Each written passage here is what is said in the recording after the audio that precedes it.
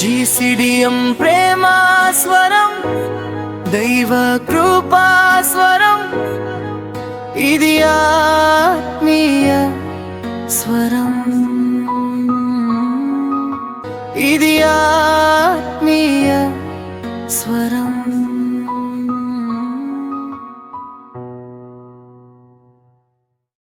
ప్రభునందు ప్రియమైనటువంటి సహోదరి సహోదరులారా, మీకందరికీ ప్రభు అయిన యేసు క్రీస్తు నామమున మీకందరికీ శుభములు కలుగును గాక. ఇది మరొకసారి మిమ్మల్ని కలుసుకోవటం చాలా సంతోషం. జీసీడీఎం వారు నిర్వహించు దైవ కృపా స్వరం అనే కార్యక్రమానికి ఇలా మిమ్మల్ని అందరినీ కలుసుకోవటం చాలా సంతోషం. దేవుడు మనందరిని దీవించను గాక, మనతో మాట్లాడిన గాక. ఈ దినమున ఇంకొక అంశము చేత యేసు క్రీస్తు దైవత్వం గురించి మనం ఈరోజు మాట్లాడుకుందాం. గతించిన దినమున యేసు వాక్యమై ఉన్నాడు అనేది నేర్చుకున్నాం. తర్వాత యేసు దైవ కుమారుడు అని నేర్చుకుంది. ఈరోజు యేసు ఎవరో తెలుసా? యేసు దేవుని గొర్రెపిల్ల అని మనం నేర్చుకుంటాం. చిన్న ప్రార్థన చేద్దామా? ప్రియమైన తండ్రి, నీకు వందనాలు చెల్లిస్తున్నా.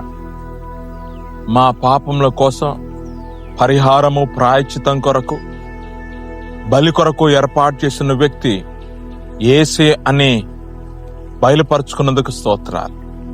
యేసు క్రీస్తు ద్వారా మేము విశ్వాసంలో వర్ధిల్లుటకు మాకు సహాయం చేయమని యేసు నామమున ప్రార్థన చేస్తున్నాము తండ్రి.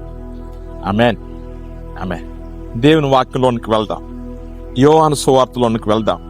మన పుస్తకం యోహాను సువార్త. యోహాను సువార్త 1వ అధ్యాయం 29వ వచనం, అలాగనే 36వ వచనం. యేసు ఎవరు? మనం మాట్లాడుతుంది యేసు ప్రభు దైవత్వం గురించి.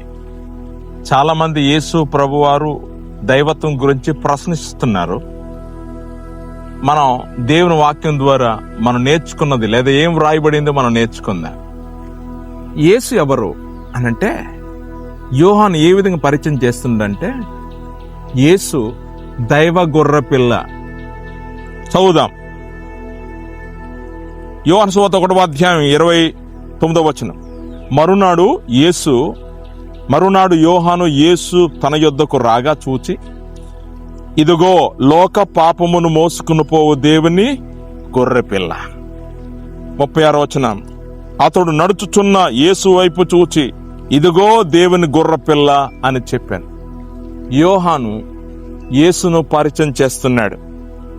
యేసు ఎవరు అనంటే దేవుని గొర్రెపిల్ల. ఏంటి దేవుని గొర్రెపిల్ల? గొర్రెపిల్ల అనగానే చాలా మంది ఈ లోకంలోని గొర్రెల గురించి మాట్లాడుతున్నారు. అవునండి, దేవుడే ఈ సృష్టిని సృజించకపోతే మనకు జ్ఞానం ఎక్కడిది? మేకల గురించి గొర్రెల గురించి మనకు ఎలాగ అర్థమవుతాయి?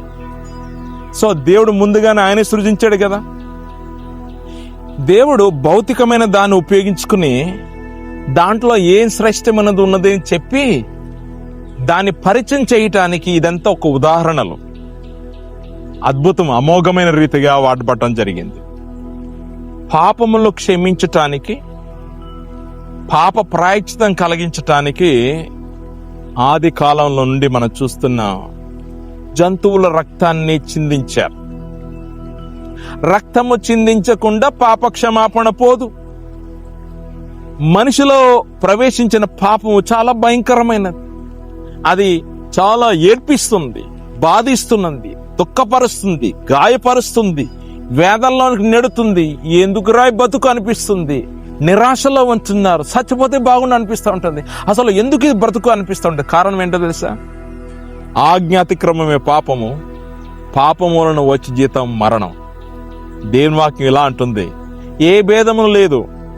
అది రోమిలకు రాసిన పత్రికలు చూస్తాం. ఏ భేదము లేదు, అందరూ పాపం చేసి దేవుడు అనుగ్రహించు మహిమను అంటే రక్షణను, గొప్ప కార్యాన్ని అనుగ్రహించలేకపోతున్నారు, అనుభవించలేకపోతున్నారు, పొందలేకపోతున్నారు. ప్రపంచ ప్రజలందరూ పాపపు బంధకంలో బంధింపబడి ఉన్నారు. మానేస్తాం అనుకుంటున్నా, అంత ఈజీ కాదు పాపాన్ని తొలగించుకోవటానికి. అదొక బంధకం, అదొక చెర, అదొక శక్తి. కనుక మనంతటి మనం రాలేము దాంట్లో నుండి. ఇది తెలిసినటువంటి దేవుడు, ప్రేమ కలిగిన దేవుడు, న్యాయవంతుడు, నీతిమంతుడు ఏమంటాడంటే తన కుమారుడే, అంత యేసులోనే. గతించారు మనం నేర్చుకున్న యేసు వాక్యము అంటే వాక్యము లేకుండా సృష్టి లేదో. తర్వాత మనం చూస్తున్న దైవ కుమారుడు అంటే ఆయనే తండ్రి అయిన దేవుని గురించి పరిచయం చేసేవాడు ఆయనే. అలాగని ఈరోజు మనం చూస్తున్నాం యేసు ఎవరంటే ఆయన దేవుని గొర్రెపిల్ల. దేవుని గొర్రెపిల్ల అనే దాని గురించి పాత నిబంధనలో ఒక సంఘటన మనకు జ్ఞాపకం వస్తుంది. ఏంటంటే అబ్రహాము తన ఏకైక కుమారుడు, వారు వృద్ధాప్యంలో పుట్టినటువంటి వాడు శారా కుమారుడు ఇష్షాకు. ఇష్షాకును దేవుడు బలి కోరాడు, దహన బలి, దహించటం, కట్టలు పెట్టి దాని మీద కుమారుని పండబెట్టి పడుకోబెట్టి నరకటం, అది దహన బలి. ప్రియమైన కుమారుణ్ణి దేవునికి అర్పించాలని దేవుని చేత ఆజ్ఞ పొందాడు. తన కుమారుని బలి అర్పిస్తున్న సందర్భము అబ్రహాము జీవితంలో జరిగింది. కానీ దేవుడు మనిషిని ఆత్మను తీసుకోడు, చంపడు, అంగీకరించడు. మనుషుల రక్తము ద్వారా గాని, కోడిల రక్తము ద్వారా గాని, జంతువుల రక్తము ద్వారా గాని పాపము పోదు.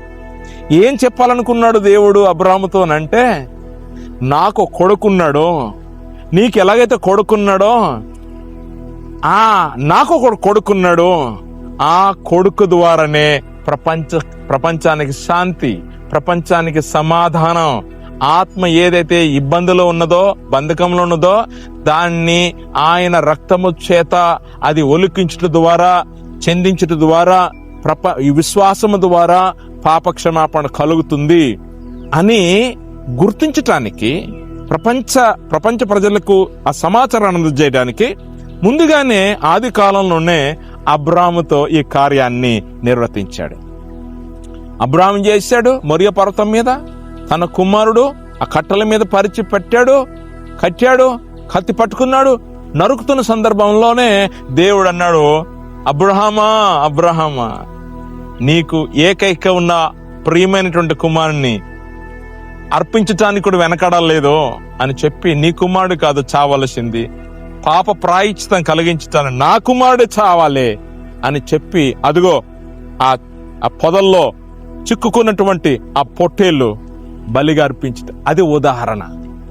కనుక ఆ ఉదాహరణ కలిగినటువంటి ఆ సత్యాన్ని యేసు ప్రభు రక్తము చేత పాపక్షమాపణ కలగాలని, కనుక యేసు ప్రభు ఎవరు అనంటే యోహాను ఏమంటాడంటే ఆయనే దేవుని గొర్రెపిల్ల. గమనించండి, మనకు మేకలు గొర్రెలు అది మనవి, మనం పెంచుకుందాం మనకు అవుతాయి, కానీ దేవుని గొర్రెపిల్ల మాత్రం యేసేనండోయ్, తన కుమారుడే, దైవ కుమారుడు. ఆయన లేకుండా ఏ సృష్టి కలగలేదో ఆ వ్యక్తే రక్తము చిందించాలి. అద్భుతం. అలాంటి ప్రేమగలను దేవుడు మనకు ఉండాలంటే, ఆ బంధకం నుండి, పాప బంధకం నుండి బయటికి రావాలంటే దేవుడు ఒక్కడే నిర్ణయించగలుగుతాడు. ఎందుకంటే ఆయన జ్ఞానవంతుడు కనుక ఆయన కుమారుడు యేసుక్రీస్తు రక్తము చిందిస్తాడు అని చెప్పడానికి, బలి అర్పించుకుంటాడు అని చెప్పడానికి గుర్రపిల్ల అని అన్నాడు. కనుక అది దైవ గుర్రపిల్ల అని వ్రాయబడింది. యేసు ఎవరంటే పాప ప్రాయశ్చిత్తం చేయటానికి ఏర్పాటు చేయబడిన దేవుని గొర్రెపిల్ల. ఆయన మరణము లేకుండా నీ పాప క్షమాపణ కలగదు, నా పాపము పోదు. రక్తము చిందించకుండా పాపం పోదు. కనుక యేసు మరణించకుండా పాప క్షమాపణ లేదు. నీకు క్షమాపణ కావాలంటే, నీకు నెమ్మది కావాలంటే, నీకు నిత్యత్వం కావాలంటే క్షమాపణ కావాలి. క్షమాపణ లేకుండా పరలోక రాజ్యం వెళ్ళలేం. కనుక పాపం ఒప్పుకుందాం, సరి చేసుకుందాం. యేసు తప్ప ఇంకెవరు లేరు, యేసునే పట్టుకుందాం. దేవుడు మనల్ని దీవించును గాక. ప్రార్థన చేద్దాం. ప్రియమైన దేవా, నీ కుమారుని యేసుక్రీస్తు రక్తము మా పాప బంధకమును విమోచన కలుగుతుంది కనుక మా బంధకాలను విడిపించి, అలాగే విశ్వాసం ఉంచిన మేమందరం కూడా నీ కొరకు జీవించటానికి, గుర్ర పిల్లలాగా జీవించటానికి, త్యాగం చేసుకోవటానికి మా జీవితాలను వాడుకోమని ప్రార్థన చేస్తున్నాం. ఒప్పుకున్న ప్రతి ఒక్కరిని శాంతి సమాధానం అనుగ్రహించమని యేసు నామమున ప్రార్థన చేస్తున్నాము తండ్రి. ఆమేన్. దేవుడు దీవించును గాక.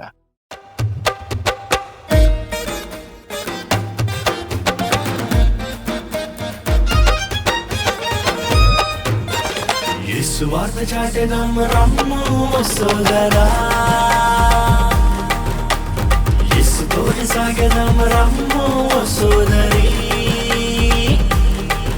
అన్ని దేశాల్లో, అన్ని జాతుల్లో, అన్ని వంశాల్లో ప్రతి మనుషునికి యేసు ప్రేమను చూపించుదాం, యేసులోనే నడిపించుదాం. యేసు ప్రేమను చూపించుదాం, యేసుతోనే సాగిపోదాం.